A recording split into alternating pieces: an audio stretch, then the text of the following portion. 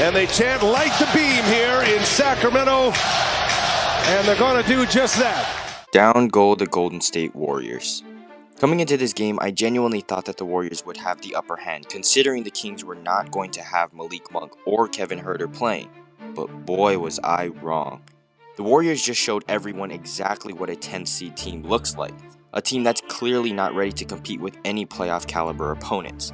They simply look like they'd never played in the postseason before.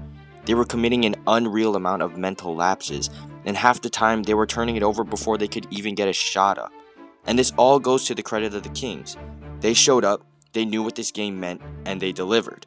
Keon Ellis and Keegan Murray absolutely stepped up in a huge way and lifted the Kings to another level.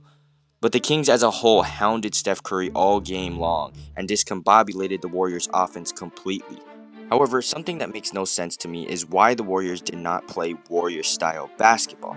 For about 90% of the game, it looked like their game plan was to run iso ball and everyone just stands around watching, which has not been the Warriors' playstyle for years, so why switch it up now?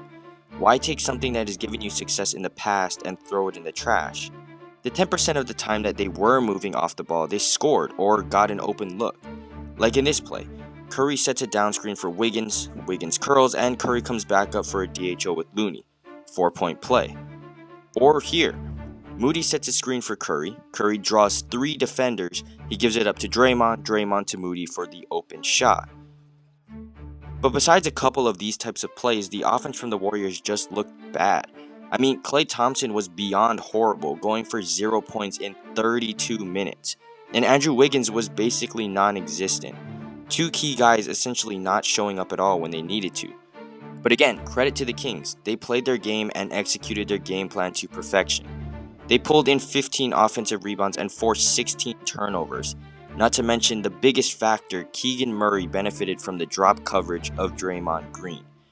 The thing that the Warriors were willing to give up was Sabonis' outside shooting, and in order to do that, Draymond would sag off Sabonis. However, as Draymond does for Curry, Sabonis did for Murray. Like in this play, here's Draymond in drop, and Sabonis sets a screen for Murray, and he gets a wide open look. Keegan Murray answers, and listen to this crowd. Here it is again, same exact play.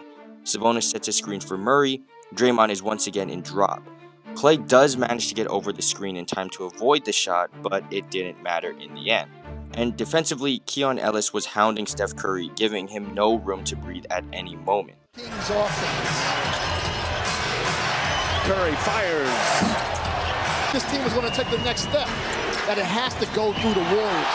As we see a transition break right here. Oh! With pure basketball aside, the Kings simply looked like they wanted this game more than the Warriors did.